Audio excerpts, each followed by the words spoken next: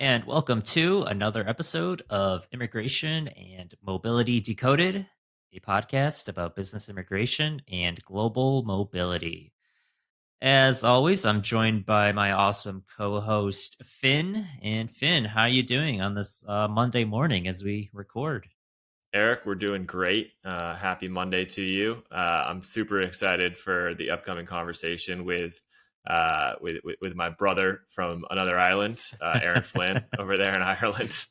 Nice, You'll yeah. definitely hear me in this conversation quite a few times reference my Irish heritage because anyone who's in America who has Irish heritage can't not talk about it. So Hey, my brother-in-law is Irish, and so I know in the conversation coming with Aaron Flynn that everyone will hear in a few moments. One of the things that he hits on that I was super fascinated by, and I actually texted my brother-in-law afterwards, was that if your grandparents are immigrated to the U.S. From Ireland, you can actually get dual citizenship. So Finn, is that something you're going to do? yeah, I have to check the lineage from my side. There's all sorts of myth and lore in Irish families, some of which is true, some of which is not. So you're gonna have to maybe download the. I'll have to download the ancestry.com profile and Uh, see if I'm qualified. the yeah, for sure, for sure. Do you know what part of Ireland your family roots are in or Yeah, from? mostly from the West Coast. I know that a lot of our family came during the famine in like the 1840s and 50s over to New England and changed our last name to a more anglicized version. So we've been in the States for a while, but yeah. That's awesome. Yeah. Yeah, no, super excited for everyone to hear that conversation with Aaron Flynn. For He's the director of Ireland immigration here at Envoy Global. Wide ranging conversation on all aspects of the Irish immigration system. Finn, in addition to the potential for dual citizenship, what else stood out to you when talking about Irish immigration, the Irish immigration system with Aaron? Yeah, it was really cool hearing Aaron's perspective as a native Irishman, right, and as somebody who's been in immigration for many years Mhm. now. Because one thing he highlights in the conversation is that Irish immigration policy is very new, Yeah. right? Ireland was historically known as a place that people left, not as a Mhm. place that people are coming to, and that's really changed in the last decade or two. Um, and one thing Aaron talks about is the immigration day that Envoy hosted a few weeks back, where thought leaders and policymakers even from the Irish government were coming together and essentially narrowing down the reasons that Ireland's immigration policy has been so successful in the last few years and how other countries can emulate it. So Mhm. Aaron, really walks us through the interesting journey that Ireland's had in the last couple of decades from going to a place that didn't really have a solid immigration policy because it was most known for people leaving Yeah. to a country that now other governments are using as a blueprint to design their immigration policy.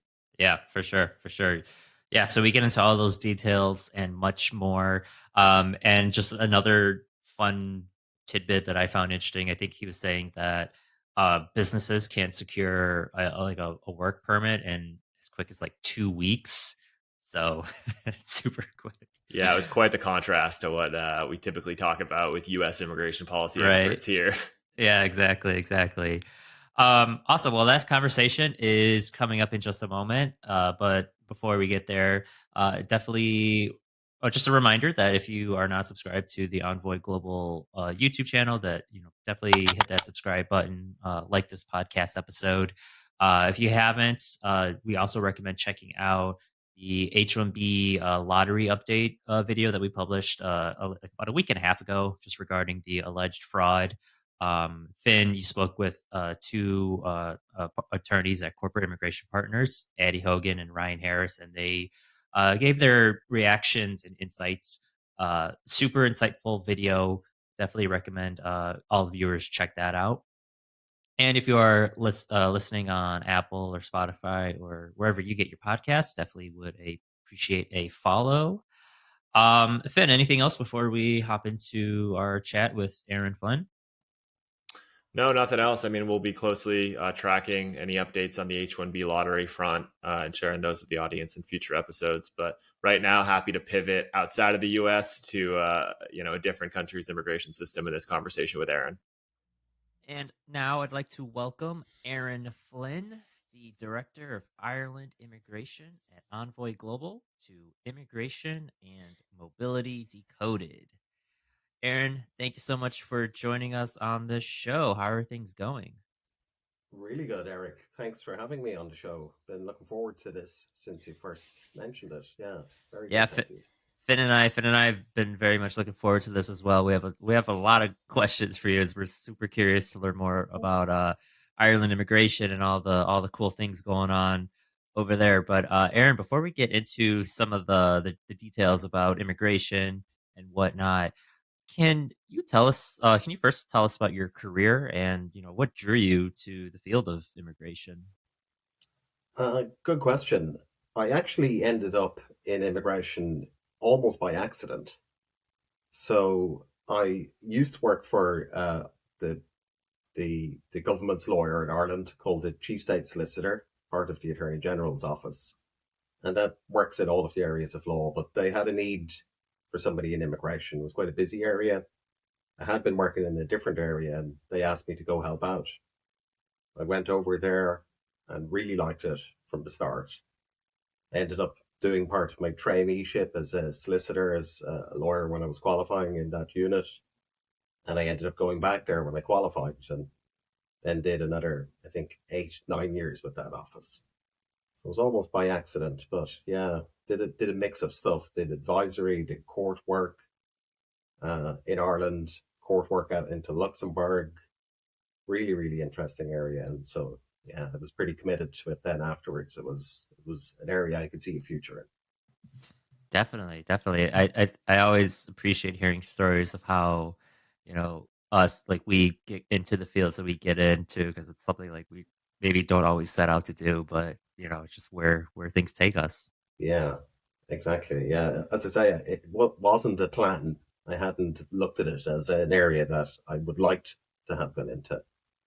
But it's very interesting in Ireland because obviously it's Irish law, it's European law, you're dealing with international people. Ireland has a relatively short immigration history, so it's new.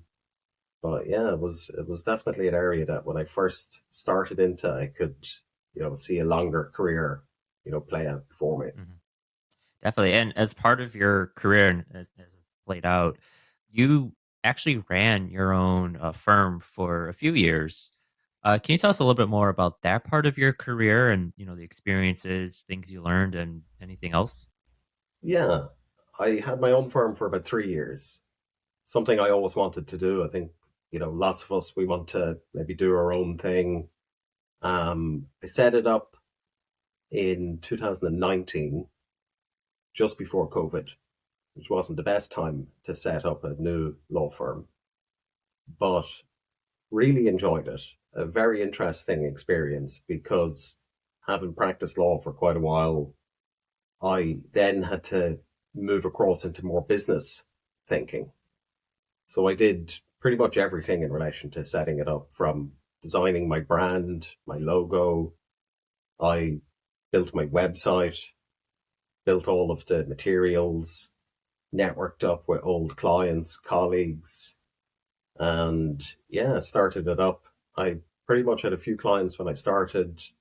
Then COVID came along. That changed things, obviously, for all of us. There's no doubt. But in terms of immigration, obviously, lots of people then paused, stuck where they were. I had a mix of private client work and corporate work. And as COVID kind of continued, I did more of the private client work, mostly citizenship, naturalization, a lot of what's called foreign birth registration, which is citizenship for people who are mostly grandchildren, sometimes great grandchildren of Irish people. So yeah, it was a really enjoyable experience. Had lots of help from people, from old colleagues, friends, people internationally, and built up quite a big practice even during that COVID period. And yeah, then eventually had another opportunity and and moved on. But yeah, it's something I really enjoyed doing. Aaron, you may have received an inquiry from me in those years because I'm one of those great grandchildren of an Irish immigrant to Oh, the United wow. States, trying to hop on that dual citizenship opportunity wagon.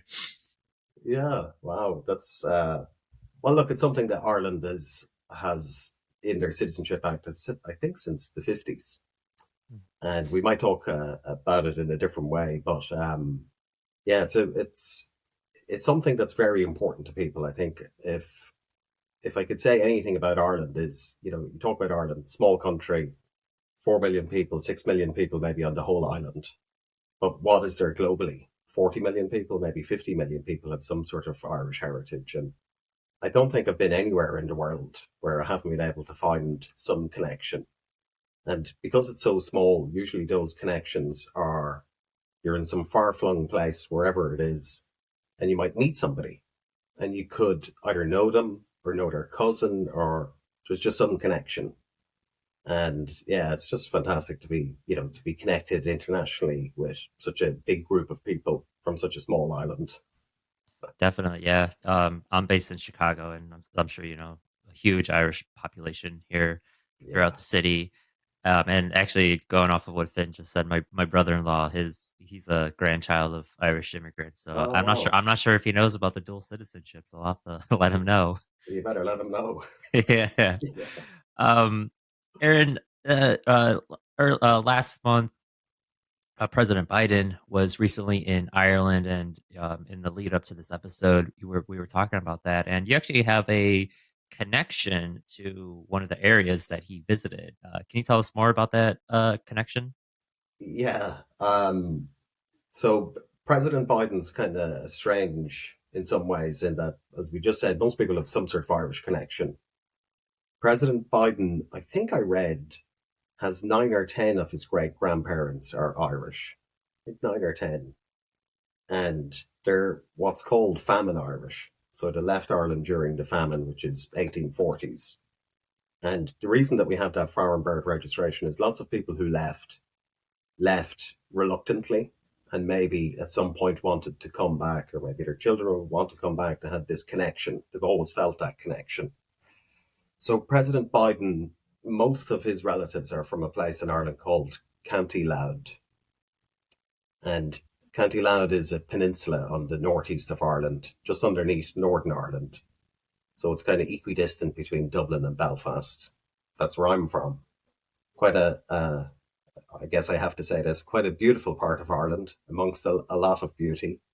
But yeah, a little peninsula, mountains, close to the sea. It's called Carlingford. There's a loch, so quite a deep inlet. So yeah, really, really beautiful. And he's got cousins there. I think that was the third time he's visited. And yeah, so he's always felt a connection to it. And obviously from been from that area, it's fantastic to see a president come over. He walked around. He did a tour around a town called Dundalk, which I think there's a Dundalk in the States. I think there's a Dundalk maybe outside Baltimore. And yeah, we met some of the local people and then made his way down to Dublin. So that's really important for Irish people, is the connection to an Irish or a US president of Irish heritage. Definitely, definitely. Aaron, final question in our like getting to know you, and this is something that we ask all of our guests. But what are your favorite foods and favorite things to you like to do outside of work? Uh, Good question. Favorite foods. What's my favorite food? My favorite food, I think, is Japanese food. I love Japanese food. Sushi, some good Japanese restaurants all over the world now. Stuff I like to do, like listening to podcasts, as it happens. I have a mix of stuff that I like to listen to.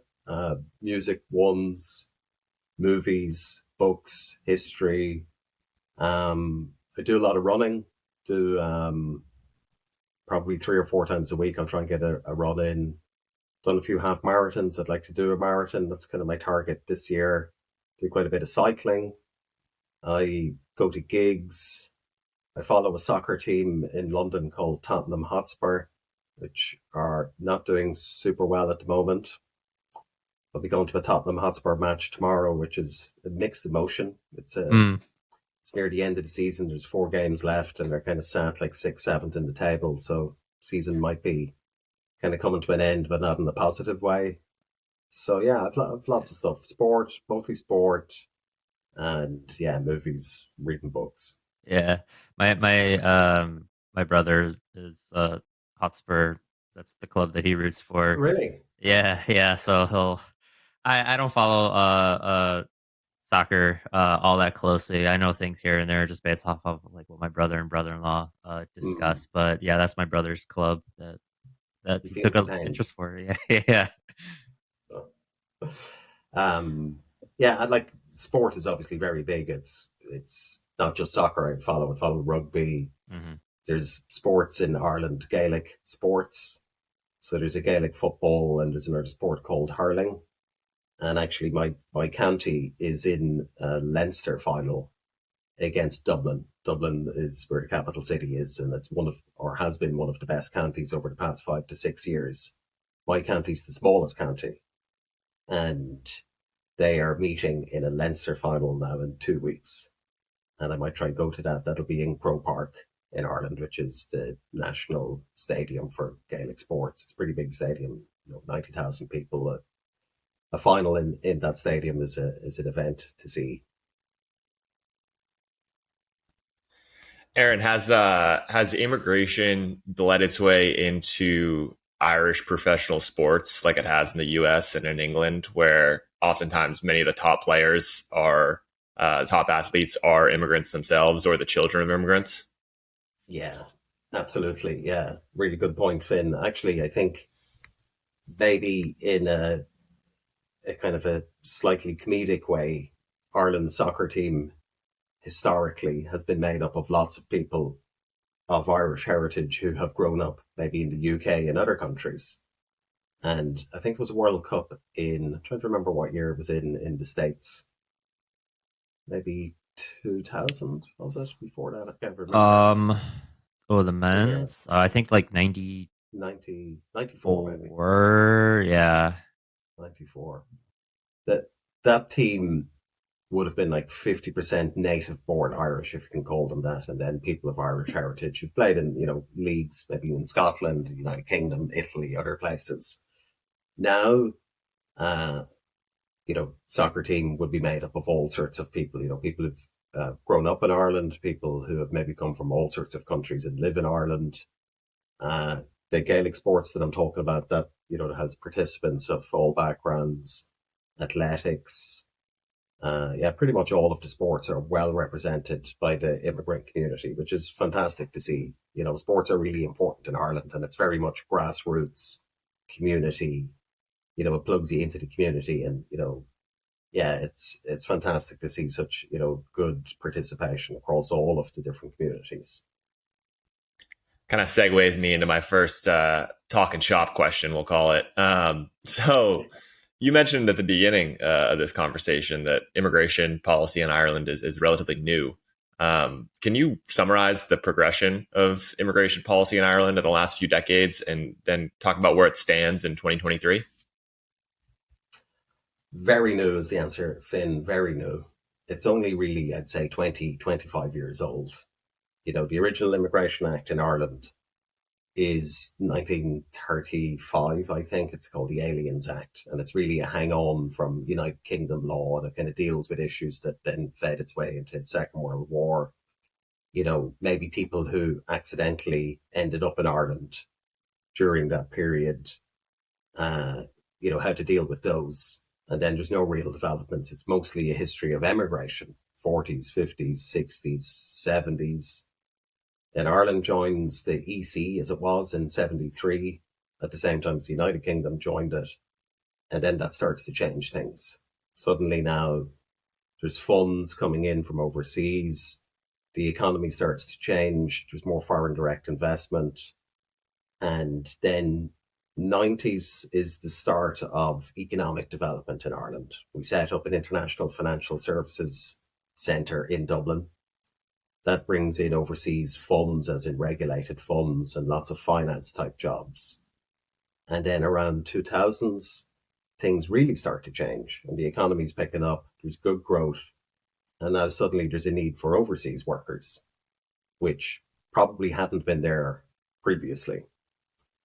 So there's the creation of an employment permit system, there's some immigration acts, and people start to come into the country.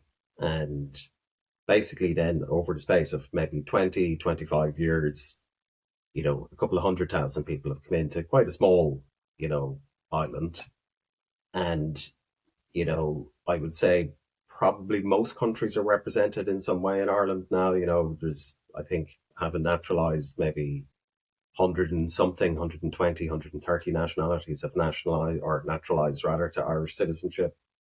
So yeah, it pretty much comes from zero to quite a modern, developed, not entirely digital, but quite digitized system of overseas workers, highly skilled foreign talent coming in to work in all of the multinational companies that are based there.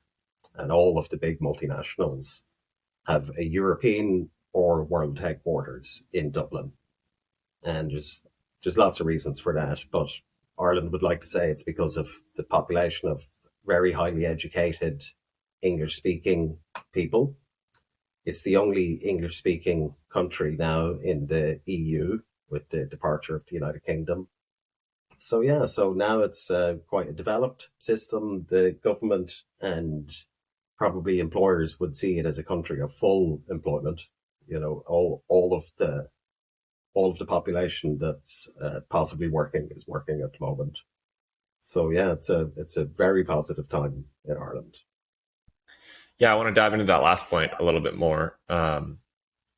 You mentioned how it's kind of well known that there are a lot of multinational organizations that are headquartered in Ireland, and as a small island of only 5-6 million people, it does seem strange that it would have such a massive footprint in the world business landscape. Was that intentional by the Irish government? Did they set up their tax and regulatory environment to invite that sort of investment? And what do you think the strategy for ironing out the impacts of that going forward will be? So yes, absolutely. The strategy has been to try and attract those companies. Actually, President Trump arrived in Ireland yesterday to a place called Doonbeg, which is on the west coast, County Clare. There's a big golf course there. And I just read a comment this morning, and I think the quotation was, Ireland has done a good job of luring companies to these shores, something to that effect. And that's right, but I'm not sure I would use the word lure. Kind of, maybe puts a different spin on what has been a very positive experience, not just for the companies, but for Ireland.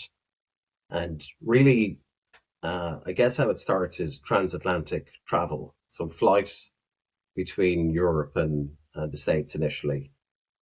It was only possible to make it between the two closest points of land. So lots of those original transatlantic flights landed in Ireland and then refueled and then went on to UK, France, Germany. So an airport developed in a place not far from Doonbeg, where President Trump has or former President Trump has his golf course called Shannon. And Shannon is an interesting place. It's one of the only planned towns in Ireland. Lots of the towns in Ireland are, over 1,000 years old. They could be Viking, they could be Norman, they could be, all sorts of origins. And this town is really based around an airport. And that airport was the start of free trade zones. So special economic areas, government incentive to locate companies there. Duty free is a concept in travel, I understand, started there.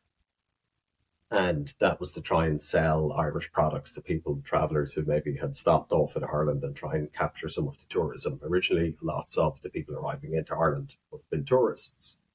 So that's the start of a free economic area with a government incentive to base companies there.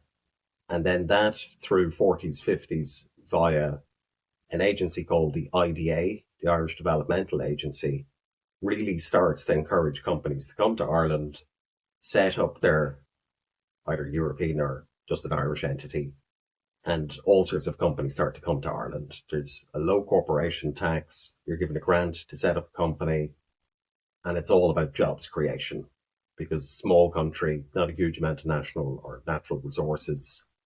Really, it's pretty much based on creation of employment.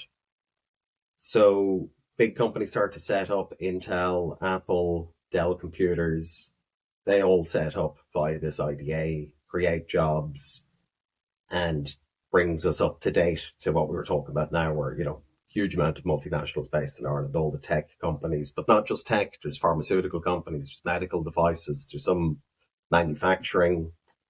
And yeah, so that's pretty much the main focus of not just the IDA, but the government's initiatives in not just, trying to get these companies to come here and set up, but to stay here, to continue to expand, to create employment, and then corporate tax or corporation tax is the next piece of it. Corporation tax in Ireland is 12.5%. It's pretty low comparatively. UK, for instance, it's 20%, and other EU countries would have a higher rate. That's something everybody's looked closely at. Obviously, Ireland has got this as a key point of their economic policy. Other countries would like to see Ireland raise its tax rates, particularly other EU countries. And there is a plan to increase it now, but on a threshold basis, depending on the size of the turnover of the company. And I think the plan is to increase it by 2.5%. That's been agreed. That's on the basis of like a framework of countries who've signed up to an international tax treaty. I think there's maybe 150 countries in it, and our Minister for Finance has signed that agreement. So I think that's maybe going to change things a little bit as the years pass. It's going to be a slightly higher tax rate, but probably still compares favorably to other countries. So you mentioned, you alluded to it there a little bit about how, Ireland is part of the EU, and somewhat recently, the other country on the aisle left the EU. How is Brexit, now 5, 6, 7 years removed, how has that impacted the labor mobility and immigration landscape in Ireland? And you can speak to the UK if you'd like as well. Has it been 5, 6, 7 years, Finn? It seems like it's been forever, and in other ways it seems like it was yesterday. Yeah. The reason President Biden was in Northern Ireland was because of Brexit and the Good Friday Agreement. The Good Friday Agreement, I think, was 1998, I think. The main complexity now, exactly as you said, is you've got an island. One part of it is not in the EU anymore, and one part of it is. Northern Ireland's considered part of free trade with the EU. It's kind of almost like a halfway house. So that's because there's no border, there's no land border between Northern Ireland and Ireland. And both countries have operated quite closely together over the past, I want to say 5 to 10 years. And that's only increased since Brexit. Trade between Northern Ireland and Ireland has increased by a huge amount. Previously, the actual physical export of goods would have gone via what they call the land bridge. So they would have been shipped over to the United Kingdom, to Great Britain, travel over land, and then either onto the Eurostar or onto ships and on into continental Europe in that way. Now, because Northern Ireland can trade freely with the EU because of its special status, are going via the Republic of Ireland, and new shipping routes have emerged in Ireland that haven't been there for a long, long time to get around the Brexit complexities because of the documentation and the difficulties. And now there's shipping routes from the Republic of Ireland to Spain and Denmark and France, all sorts of places that literally didn't exist 6 months, a year ago. So that's put Northern Ireland in quite a positive place. Their economy's booming in some ways because of what we would call Brexit advantages. The other part I'd say is, in terms of the immigration piece, there was a plan at one point due to changes in the immigration process in the UK, to require Irish residents, so not Irish people, but Irish residents, who would be visa required into the UK to get some sort of visa waiver if they were travelling into Northern Ireland. But if you go look at the border in Northern Ireland, there's basically almost no distinction between the countries. There's communities that exist across both of them. People live in Northern Ireland, work in the Republic, and vice versa. And it just would have been impossible. There's a couple of 100,000 crossings per day for people who just live and work or go to school or family in both countries. And that was pretty much on the cards up until I think a couple of months ago. And now that's shied away. The other aspect of it from the Republic of Ireland's perspective is what they call Brexit advantages. So obviously some companies, to get around the complexities of now being outside the EU with their headquarters or companies in the UK, particularly in London, started to move some of those operations to other countries. Lots of them moved to Germany in finance, to Frankfurt, I understand, maybe to Paris. And there have been new jobs in Dublin as a result of companies leaving because of Brexit, but not to the same extent that people expected. And then again, Northern Ireland has benefited because of this special status that it has. And actually, lots of UK or Great Britain companies have set up operations in Belfast and in Northern Ireland to take advantage of the situation that they have. So it's kind of created advantages there. And that's created, a demand for talent, employment. So look, it's been undoubtedly, one of the biggest changes in Irish history in the last 100 years. But it has created problems, but it's also created, huge opportunities and advantages. And, lots of people and government policies are there to exploit that.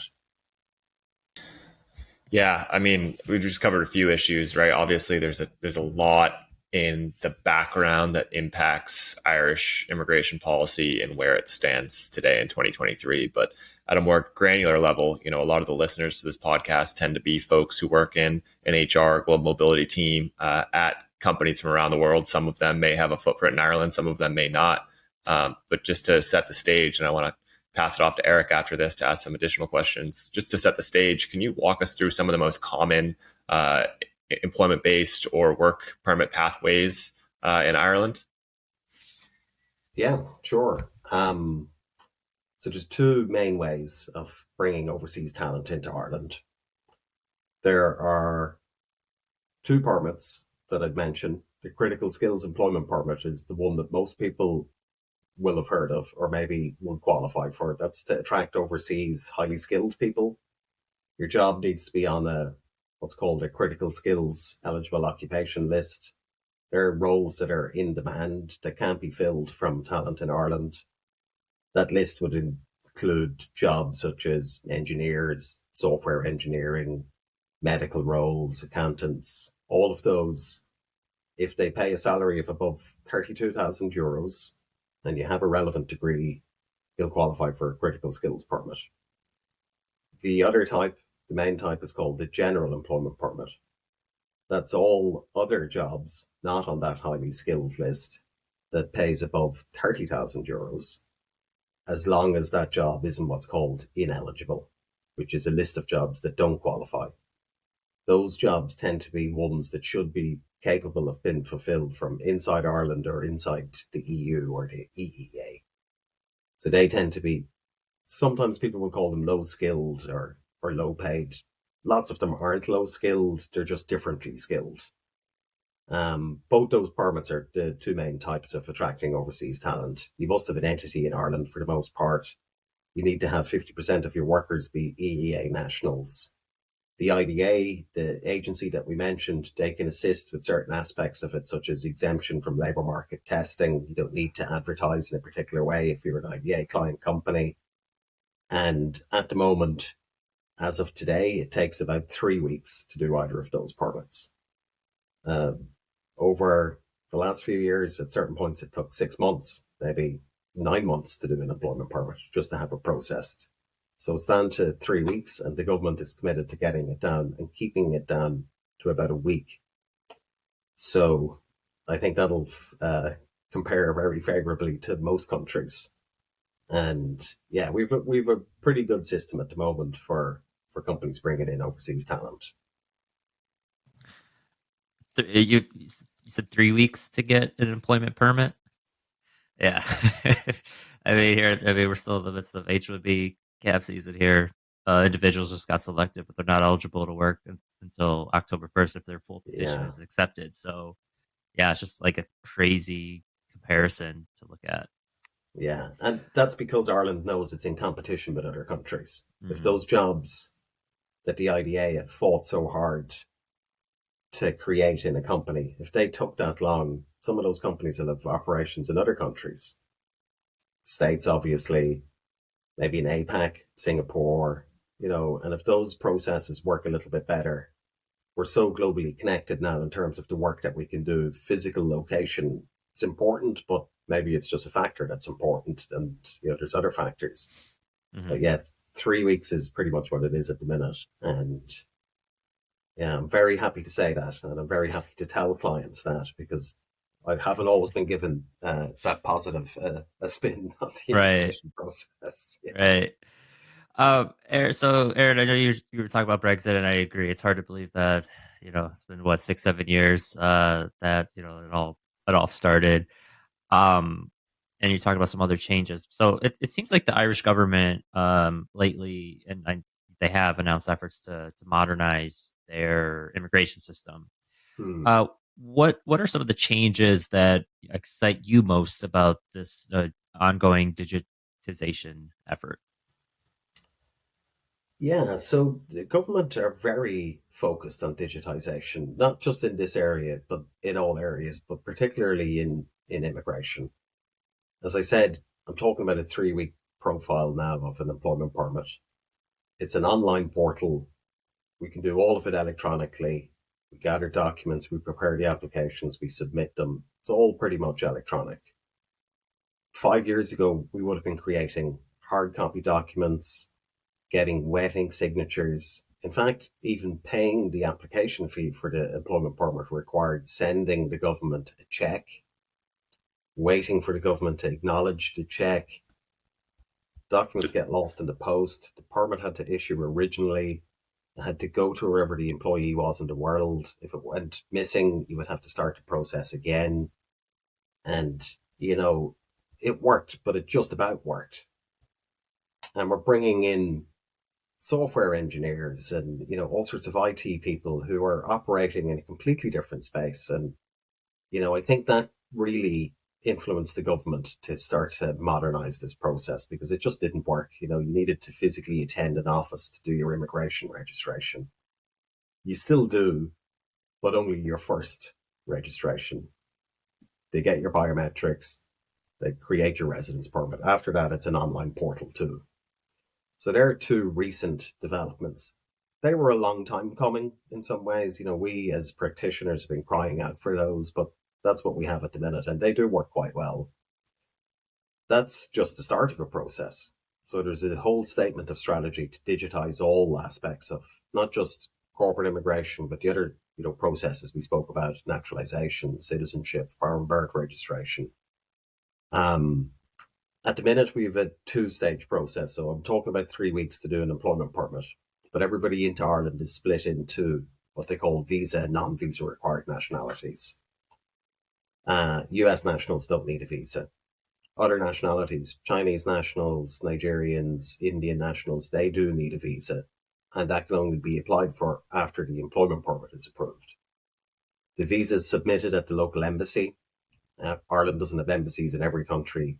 Small country, we've got quite a big footprint for our size, but we don't have embassies everywhere. So you have to ship original documents. You have to go through another process that can take 6 weeks in some countries, maybe longer. The next plan for the government is to combine both those processes. So digitize maybe a visa system and combine it with the employment permit process. They do overlap. There's no real reason to have two separate ones. So as a practitioner in this area, I'm really looking forward to that development. That's going to save a lot of pain and time for us and for our clients. Other aspects that hopefully will come through our, at the EU level, there's plans to create e-visas, Schengen visas at the moment.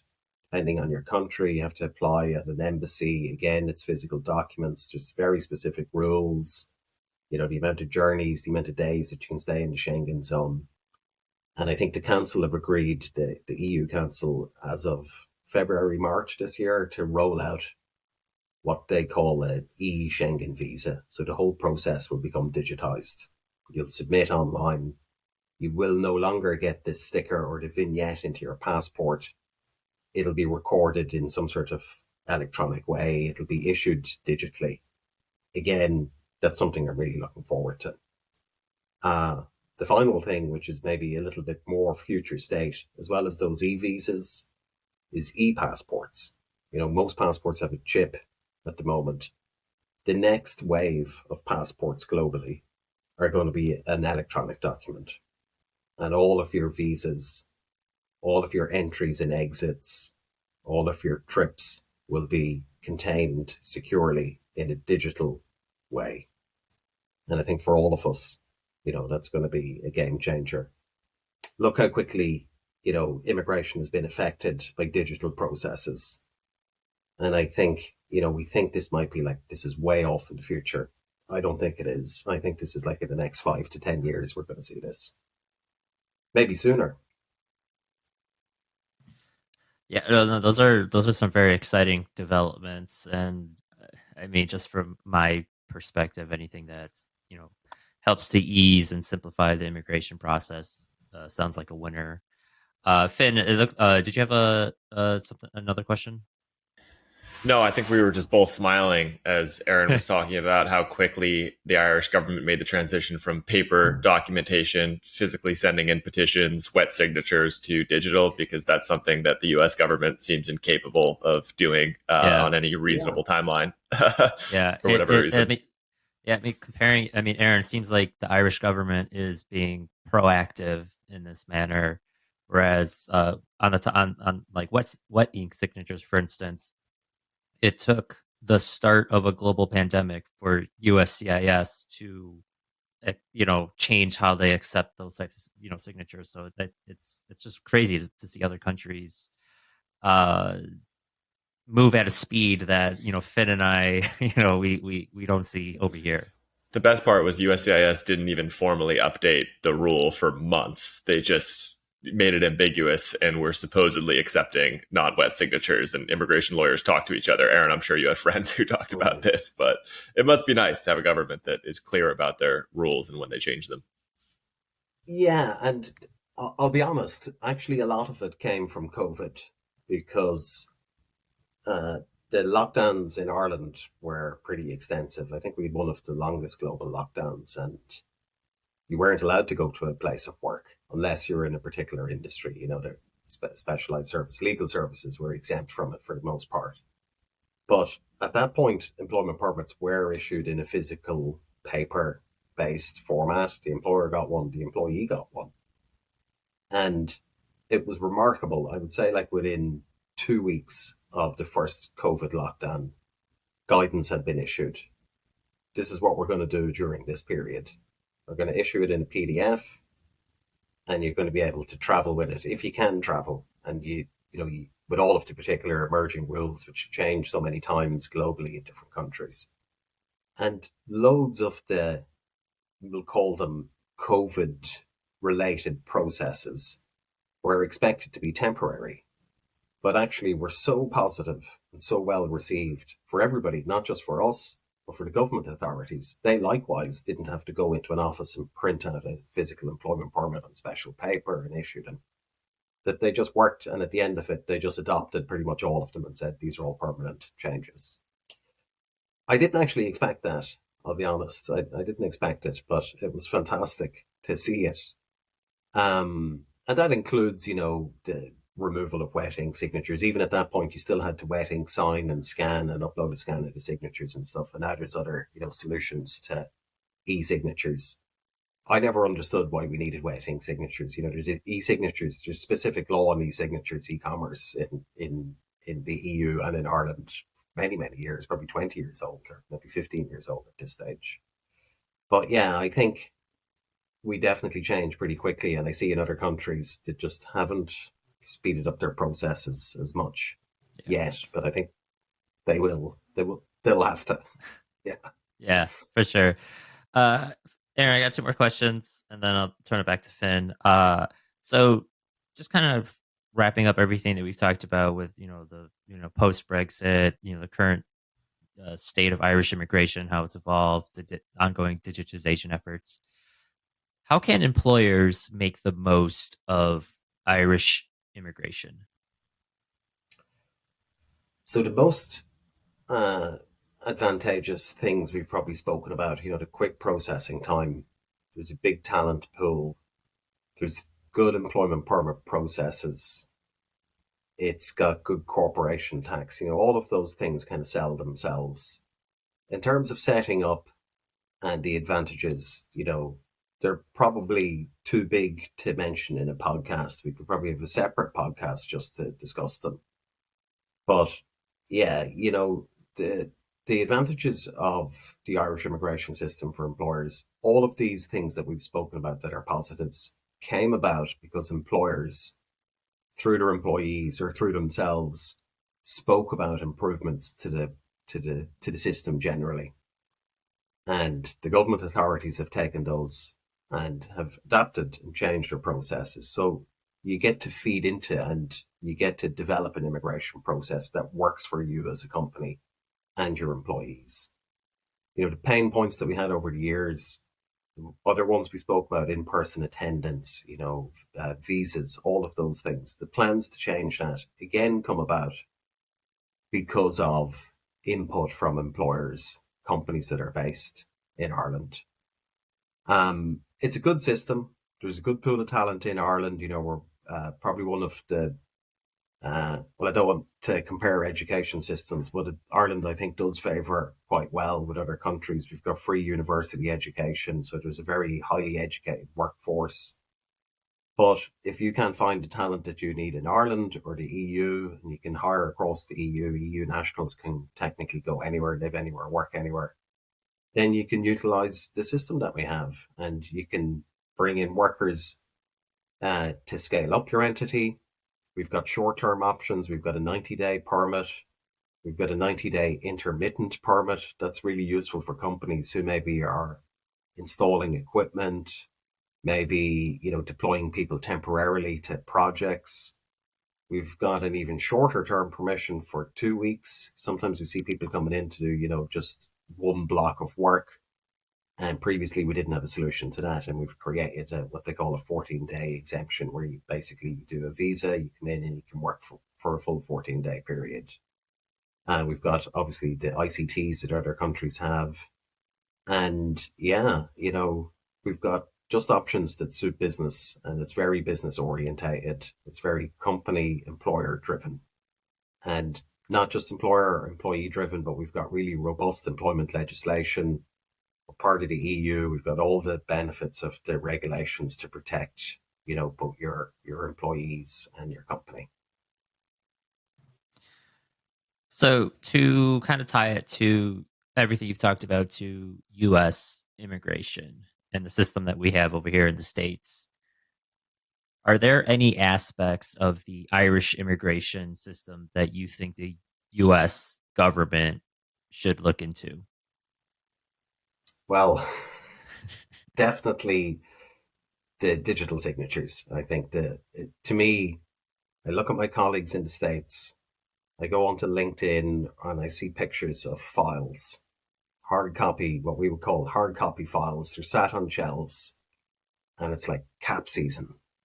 Look at all the files and they're stacked, 100 high.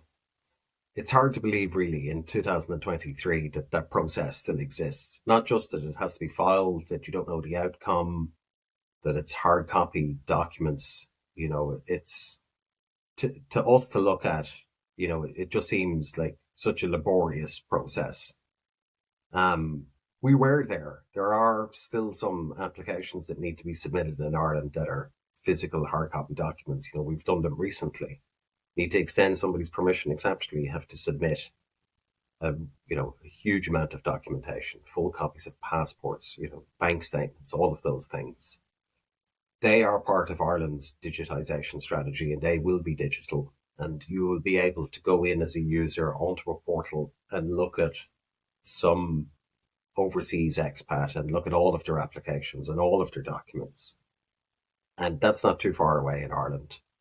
I think that for me would be the main processes that really should be implemented in the States as quickly as possible. Digitization of applications, digital signatures, no hard copy filing. Even the lottery system in itself is probably quite a difficult one for some countries to comprehend. I know it's a fantastic opportunity to get, but it must cause so many problems for employers and employees. And just to have that uncertainty, you don't get selected, maybe you have to go overseas somewhere, and we call them parking, don't we? We send them abroad to be parked somewhere. So you're now parked in another country. Are you going to settle down there? Are you going to come back? That to me just seems like such a difficult thing for employees and their families to have to deal with. So I think that should be maybe looked at. I think that is a wise recommendation there, Aaron. Just to wrap things up here, I want to move things to a bit of a lighter note. You recently participated in Envoy's Immigration Day in Dublin. Can you tell the audience a little bit about what that day and what that event was? Yeah. So Immigration Day was an Envoy sponsored event in Dublin. We held it at the Law Society of Ireland in a beautiful facility that they have there, the President's Hall. The Law Society is where solicitors, lawyers are trained. I attended it myself many years ago. And this was an event organised by Sophie King and some of the other team at Envoy, and was attended by maybe 100 people, a mix of Irish immigration professionals, overseas immigration professionals. We spoke really about the success of the Irish immigration system, Ireland as a model for other overseas systems. And we had attendance by two government ministers, Minister Neil Richmond, who's the minister at the moment in charge of employment permits in the Department of Business. He opened up our day. He had an excellent speech and spoke very positively about the benefits of immigration in Ireland, about the employment permit system, about some of the the opportunities and developments that's going to come. And then we had a workshop. We had speakers. I was one of the speakers on a panel to discuss Ireland, and I was very happy to take part in a very positive day. We had some really interesting questions, some really interesting speakers. We had somebody from the IDA, the agency that we mentioned, and it was closed by Minister Simon Coveney, who's the Minister for Foreign Affairs. And he's quite an experienced minister. He's worked in, he was in charge of the Brexit negotiations at one point. He worked in the EU. He's the Minister for Defence at the moment. And just really very inspiring speech. Again, spoke very passionately about the advantages that Ireland has received from immigration and how this is going to continue to be the prime policy of government. Spoke a little bit about the challenges that we have in the world at the moment. Ukraine nationals, there's about 100,000 have arrived into Ireland over the last year and a bit, and they get the benefit of temporary protection as they do in other EU countries. And, the Minister Coveney says that Ireland was absolutely committed to continuing that.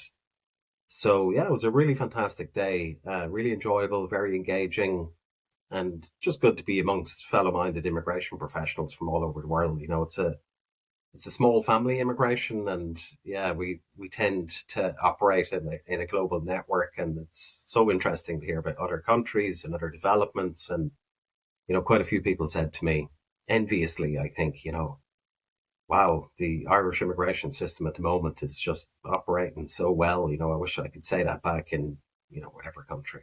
So yeah, really, really fun day. Absolutely fantastic to be involved. That's awesome. Yeah, I saw a lot of the photos from the event. It looked terrific. Looked like a great time, and hopefully it's one that Envoy can continue to do in the future. Repeat in the future, rather. Aaron, well, we appreciate you being so generous with your time and with your thoughts on the topic of Irish immigration. As we wrap up here, any final thoughts on maybe a topic we didn't hit on that you want to share? And then also, where can people find you? Where can folks in the audience follow you? Do you use LinkedIn? Do you use Twitter? Anything like that? Yeah, I mostly operate on LinkedIn.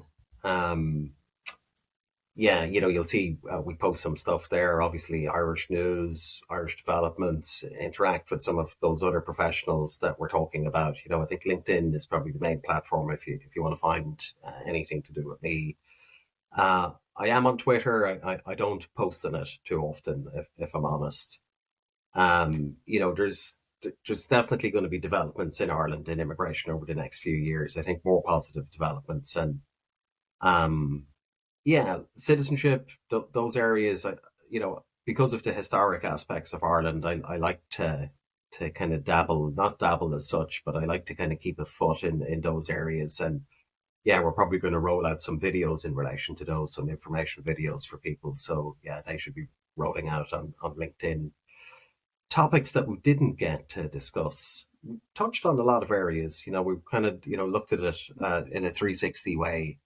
You know, there are negatives in immigration in Ireland as well, that we didn't speak about. There's a, tiny minority in Ireland that are maybe anti-immigrant, and maybe that voice is heard all around the world in certain ways. It's quite a small voice at the moment. The government, as I say, spoke a little bit about that and says that that's not something that they view as a problem. That it's a very small voice. Um, there's other immigration processes that just aren't perfect at the moment that I'd definitely like to see some further development on. Uh, One in particular, the atypical working scheme's got some small problems at the moment. Some of the visa processing can take a little bit too long.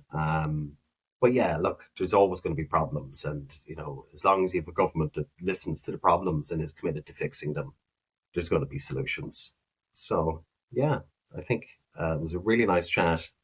Delighted to be here. Thanks so much for giving me the opportunity to talk to you guys. Really enjoyable. Yeah, Aaron, it's great to have you on. We hope to have you back soon, maybe a few months from now, to talk about any updates that are happening in the Irish immigration landscape.